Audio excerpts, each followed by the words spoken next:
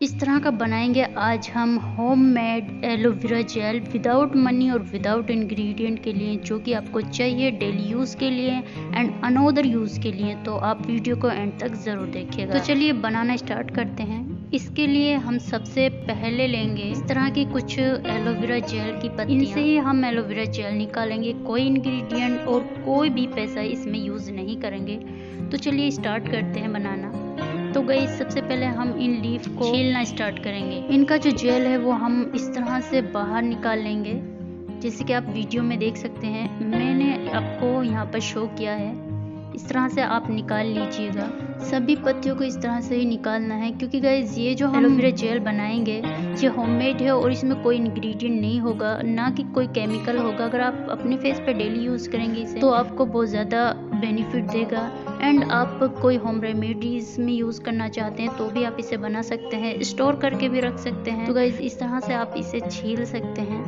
Pimples mark के लिए भी ये बेहतर रहता है। एंड अगर आपके ड्राई स्किन है तो आप तब भी इसे इस्तेमाल कर सकते हैं, और सन टैन के लिए भी ये इस्तेमाल किया जाता है। तो आप यहाँ पर देख सकते हैं इस तरह से आपको जेल निकाल लेना। फिर आपको इस जेल के छोटे छोटे टुकड़े कर लेना है इस तरह से। क्योंकि गाइस ये जो हम मिक्स करेंगे इसको मिक्सर, तो उसमें बहुत आसानी होगी। ये बड़े बड़े लीफ हैं, इसलिए आपको इन्हें टुकड़ों में डिवाइड कर लेना है। इस तरह से इन्हें सबको डिवाइड कर लेना है। देखो इस तरह का इसमें जेल निकलेगा, काफ़ी बहुत ही अमेजिंग बनेगा। और गाइस अगर आपके पास मिक्सर नहीं है तो आप इस तरह से भी इसे जेल को बना सकते हैं, बारीक बारीक इस तरह से हाथ से करके। आप इसे हैंड से भी बना सकते हैं, इस तरह बारीक कर लीजिएगा। एंड सो गाइस मैंने तो यहाँ पर मिक्सर कर लिया था इसे, तो ये इस तरह से बन गया था। तो मैंने ये बन के तैयार हो गया है। इस तरह का ये बन जाएगा। आप इसे इस तरह यूज़ कर सकते हैं, जहाँ चाहे वहाँ यूज़ कर सकते हैं। तो गाइस मैंने तो यहाँ पर इसको मिक्सर कर लिया था, तो इसलिए बहुत ही ज़्यादा बारीक हो गया था। जितना मुझे चाहिए था इतना ये हो गया था।